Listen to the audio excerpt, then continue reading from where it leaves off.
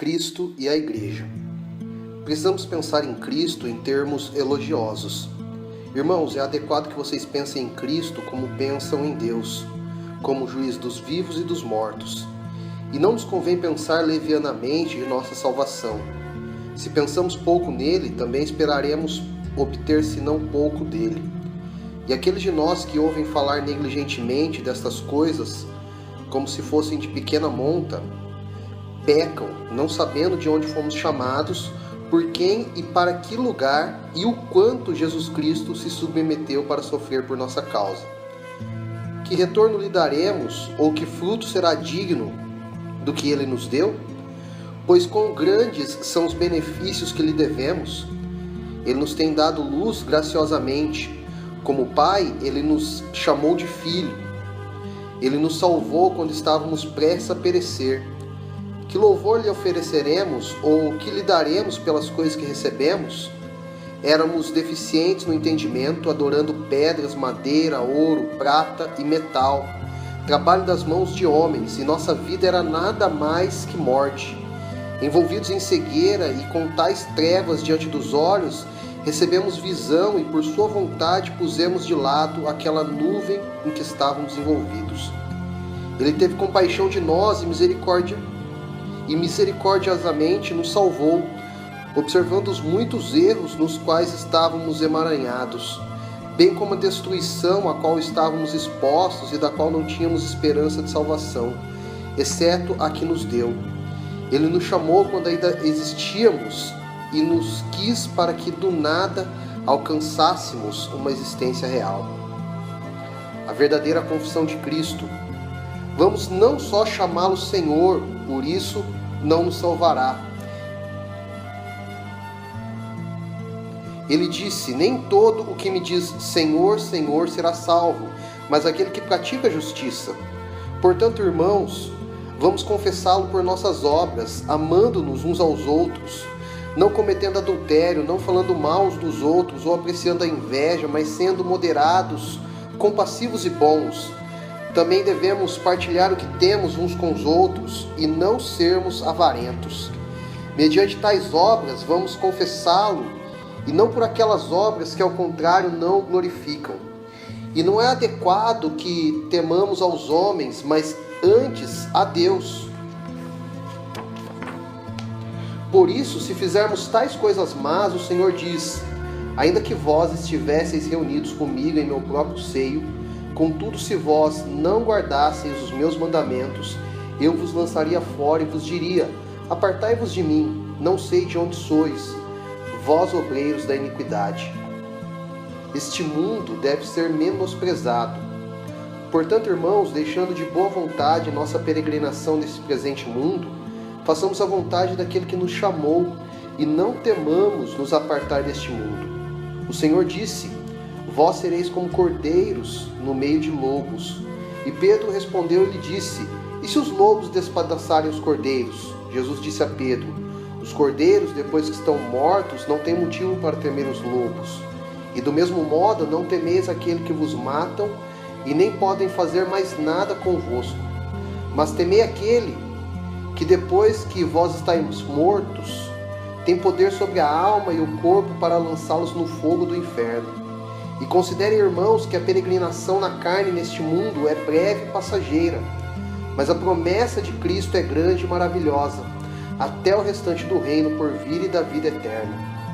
Por que curso de conduta, então, devemos alcançar essas coisas, se não levando uma vida santa e íntegra, julgando essas coisas mundanas como não pertencentes a nós e não fixando nosso desejo nelas? Pois, se desejamos possuí-las, abandonamos o caminho da retidão. Os mundos presente e futuro são inimigos entre si. Agora o Senhor declara: ninguém pode servir a dois senhores.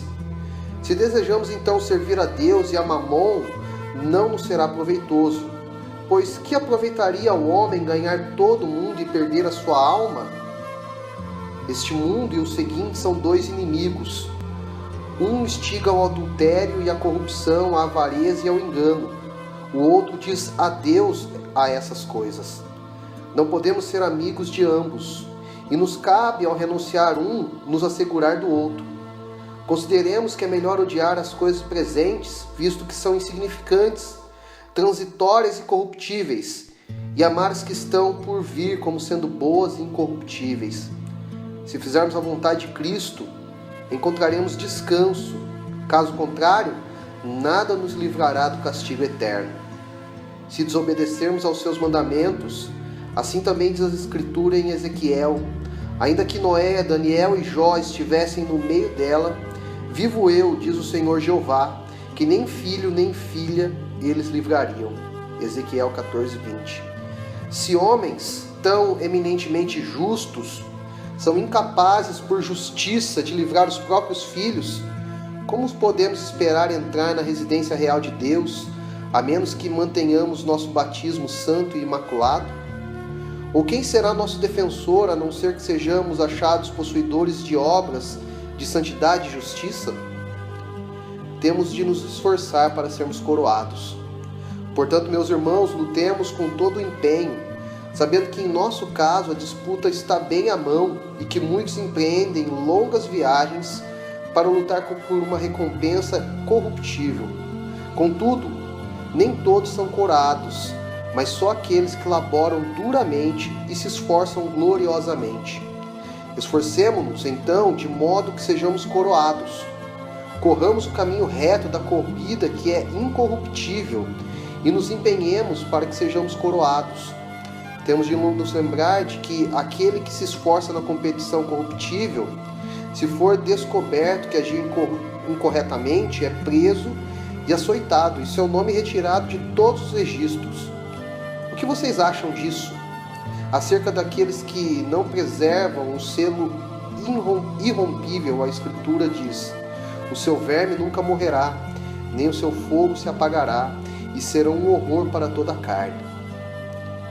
A necessidade de arrependimento enquanto estamos na terra.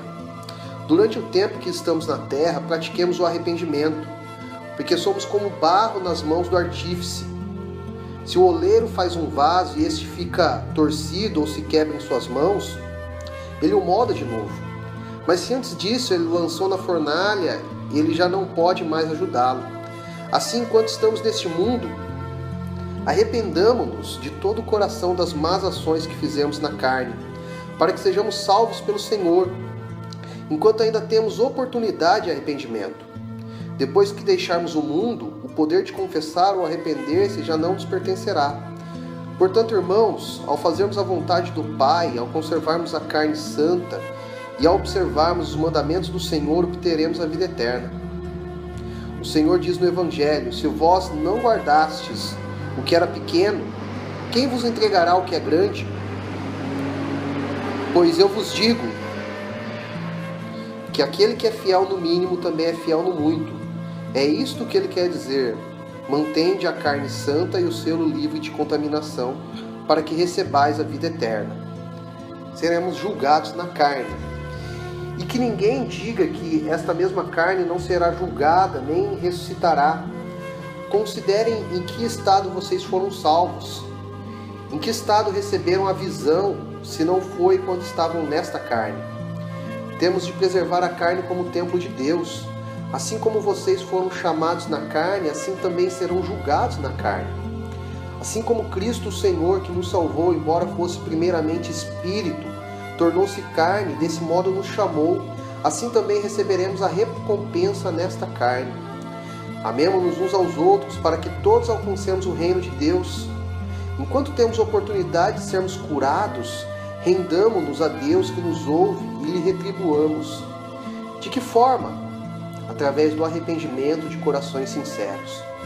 Ele sabe todas as coisas de antemão e conhece o que está em nosso coração. Rendamos a Ele louvor, não só com nossos lábios, mas também com o coração, para que Ele nos aceite como filhos. O Senhor disse: estes são meus irmãos, os que fazem a vontade de meu Pai. O vício deve ser abandonado e a virtude seguida. Portanto, meus irmãos, façamos a vontade do Pai que nos chamou para que vivamos. Sigamos com veemência a virtude, mas abandonemos toda tendência má que nos leve à transgressão. E fujamos da impiedade para que males não nos alcancem. se formos diligentes em fazer o bem, a paz nos seguirá. Por esta causa, tais homens não podem encontrar paz, os quais são influenciados pelos terrores humanos e preferem o prazer momentâneo à promessa que será cumprida depois. Eles desconhecem que tormento o atual prazer incorre ou que felicidade está envolvida na promessa futura. Se na verdade eles fizessem apenas tais coisas, seriam mais tolerável. Mas eles persistem em saturar almas inocentes com suas doutrinas perniciosas, não sabendo que eles receberão uma dupla condenação, tanto eles quanto aqueles que o ouvem.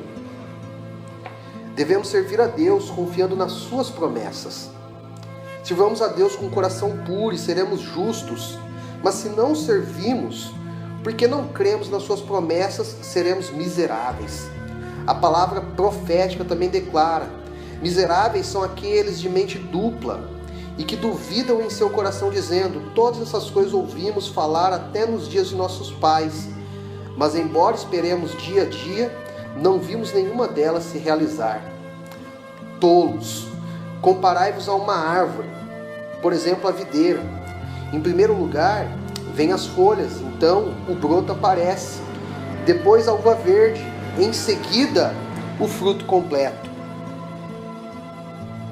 Logo após, ele aparece maduro. Assim, da mesma forma, meu povo suporta perturbações e aflições, mas depois receberá suas boas dádivas. Portanto, meus irmãos, não sejamos de mente dobre, mas esperemos e suportemos para que também obtenhamos a recompensa. Pois ele, o Senhor, é fiel, aquele que prometeu que dará a todos uma recompensa de acordo com as suas obras. Se praticarmos a justiça à vista de Deus, entraremos no seu reino e receberemos as promessas. O olho não viu e o ouvido não ouviu e não subiram ao coração do homem. Devemos buscar constantemente o reino de Deus. Esperemos momento a momento o reino de Deus em amor e justiça, visto que não sabemos o dia do Senhor. O próprio Jesus, sendo perguntado pelos fariseus sobre quando viria o seu reino, respondeu: o reino de Deus não vem com aparência exterior, nem dirão, ei-lo aqui ou ei-lo ali, porque eis que o reino de Deus está entre vós. E como aconteceu nos dias de Noé, assim será também no dia do Filho do Homem. Comiam, bebiam, casavam e davam-se em casamento, até o dia em que Noé entrou na arca, e veio o dilúvio e consumiu a todos. Como também da mesma maneira aconteceu nos dias de Ló. Comiam, bebiam, compravam, vendiam, plantavam e edificavam.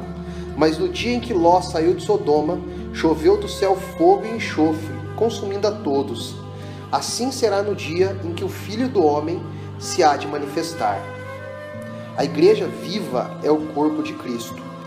Portanto, irmãos, se fizermos a vontade de Deus, nosso Pai, seremos da primeira igreja, quer dizer, a espiritual, que foi criada antes do sol e da lua. Mas se não fizermos a vontade do Senhor, seremos da Escritura que diz: minha casa foi feita em covil de ladrões. Escolhamos, vivamos então ser da igreja da vida, para que sejamos salvos. Não suponho, porém, que vocês ignorem que a igreja vive é o corpo de Cristo, pois a Escritura diz: Deus fez o homem macho e fêmea. E os livros e os apóstolos claramente declaram que a igreja não é do presente, mas desde o princípio. Ela era espiritual, como nosso Jesus também o era, mas foi manifesta nos últimos dias para que ele nos salvasse. Agora a igreja, sendo espiritual, foi manifesta na carne de Cristo, querendo nos dizer que se qualquer um de nós a mantiver na carne e não a corromper, ele a receberá novamente no Espírito Santo, pois esta carne é a cópia do Espírito. Ninguém que corrompa a cópia participará da original. É isto que ele quer dizer: guardai a carne, para que vós participeis do Espírito. Mas se dizemos que a carne é a igreja e o Espírito, Cristo então, aquele que usou vergonhosamente a carne, usou vergonhosamente a igreja. Tal indivíduo não participará do Espírito, que é Cristo. Esta carne pode participar de tal vida e incorrupção quando o Espírito Santo for unido a ela. Ninguém pode declarar ou dizer o que o Senhor preparou para os seus eleitos. Fé e amor, o apropriado retorno a Deus. Agora não penso que lhes dei conselho trivial em relação ao autocontrole, o qual se alguém o fizer não se arrependerá, mas salvará a si mesmo e a mim que o aconselho. Não é pequena recompensa fazer voltar uma alma peregrina e perecível para que seja salva. Esta é a recompensa que temos para retornar a Deus que nos criou. Se aquele que fala e ouve com fé e amor. Permaneçamos nas coisas em que cremos, justos e santos, para que com ousadia peçamos a Deus, que disse: enquanto tu ainda estiveres falando, eu direi: eis-me aqui, estou aqui. Esta declaração é o sinal de grande promessa. O Senhor diz de si mesmo que Ele está mais pronto a dar do que aquele que pede de pedir. Sendo participantes de tão grande generosidade, não sejamos invejosos uns dos outros na obtenção de tantas coisas boas, pois tão grande quanto é o prazer que estas declarações têm por eles que as fizeram, tão grande é a condenação para aqueles que são desobedientes. A excelência da caridade. Portanto, irmãos, tendo recebido não pequena ocasião de arrependimento enquanto temos oportunidade, voltemo-nos a Deus que nos chamou enquanto ainda o temos como aquele que nos recebe. Se renunciarmos a esses prazeres e conquistarmos nossas almas, não fazendo nossos desejos maus, participaremos da misericórdia de Jesus. Mas vocês sabem que o dia do julgamento vem como fogo ardente, e algumas partes dos céus derreterão. Toda a terra será como chumbo derretido no fogo, e então as obras ocultas e abertas dos homens aparecerão. A caridade, por consequente, é coisa boa, assim como o arrependimento de pecados. O jejum é melhor que a oração, mas a caridade é melhor que ambos. Mas o amor cobre uma multidão de pecados. A oração proveniente de uma consciência boa liberta da morte. Bendito é todo aquele que está cheio destas coisas, pois a caridade alivia o fardo do pecado. O perigo da impenitência. Arrependamo-nos de todo o coração, a fim de que nenhum de nós pereça no caminho. Se temos mandamentos dizendo-nos para afastar os homens dos ídolos e instruí-los quanto mais não deve a alma que já conhece a Deus perecer. Ajudemo-nos uns aos outros para que também ajudemos os fracos quanto ao que é bom, a fim de que todos sejam salvos, e vamos nos converter e admoestar uns aos outros. Não pensemos em dar atenção e acreditar agora somente quando somos admoestados pelos presbíteros, mas também quando voltamos para casa, lembrando-nos dos mandamentos do Senhor. Não sejamos arrastados por luxúrias mundanas, mas busquemos progredir nos mandamentos do Senhor, para que todos tenhamos a mesma mente, sejamos unidos à vida. O Senhor disse: eu vim para reunir todas as nações, tribos e línguas. Ele fala acerca do dia da sua manifestação, quando virá e nos remirá, cada um de acordo com suas obras, e os incrédulos verão a sua glória e força. Eles acharão estranho quando virem a soberania do mundo em Jesus dizendo: ai de nós, tu eras aquele e nós não sabíamos. Não cremos e não obedecemos aos presbíteros quando eles declaravam as coisas concernentes à nossa salvação. E o seu verme nunca morrerá, nem o seu fogo se apagará, e serão um horror para toda a carne. Ele fala acerca daquele dia do julgamento, quando eles verão aqueles que entre nós, que eram descrentes e agiam enganosamente com os mandamentos do Senhor.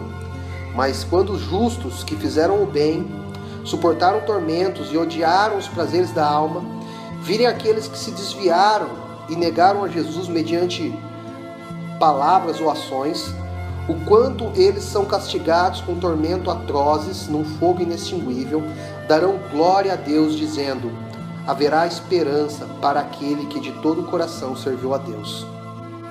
O pregador confessa sua própria pecaminosidade. Sejamos do número daqueles que dão graças e servem a Deus, não dos descrentes que já estão julgados. Eu também, sendo completo pecador e até agora não livre da tentação, mas ainda estando cercado pelas maquinações do diabo, emprego diligência para seguir a justiça, a fim de que tenha forças para chegar, nem que seja perto dela, temendo o julgamento por vir. Ele justifica a sua exortação. Irmãos e irmãs, depois que o Deus da verdade foi ouvido, leio para vocês uma solicitação para que deem atenção às coisas que estão escritas, a fim de que se salvem a si mesmo e salvem aquele que lê entre vocês. Como retribuição, peço-lhes que se arrependam de todo o coração, recebendo a salvação e a vida. Fazendo isto, teremos estabelecido uma meta para que todo jovem se empenhe pela devoção e bondade de Deus. E insensato que somos, não nos sintamos afrontados e desagradados sempre que alguém nos admoesta e nos faz voltar da iniquidade para a justiça. Às vezes, quando estamos praticando coisas más, não o percebemos por causa da disposição dobre e incredulidade que estão em nosso peito, e por estarmos obscurecidos em nosso entendimento por nossas vãs concupiscências. Pratiquemos a justiça para que sejamos salvos até o fim. Benditos são aqueles que obedecem estes mandamentos, mesmo que por um pouco de tempo sofram o mal do mundo. Eles desfrutarão o fruto imortal da ressurreição. Que o piedoso não se lamente, se for desgraçado nos tempos atuais. Uma época bendita o aguarda. Ele vive novamente nas alturas com o Senhor. Estará alegre por uma eternidade sem pesar. Por fim, nem seus entendimentos fiquem perturbados ao verem os injustos tendo riquezas e os servos de Deus pobreza duradoura. Sejamos crentes, irmãos e irmãs. Estamos nos esforçando na lida do Deus vivo. Somos disciplinados pela vida presente para que sejamos coroados na vida futura. Nenhum dos justos recebeu fruto de imediato, mas esperou por ele. Se Deus desse recompensa imediata aos justos, estaríamos nos exercitando no assunto e não na santidade. Pareceríamos ser justos ao mesmo tempo que buscaríamos o que não é santo, mas o que é lucrativo. E por conta disso, o julgamento divino surpreendeu um espírito que não era justo e o prendeu com correntes. Ao único Deus invisível, o Pai da verdade, que nos enviou o Salvador e Príncipe da incorrupção, por meio de quem Ele nos manifestou a verdade e a vida celestial, a Ele seja glória para sempre e sempre. Amém e amém.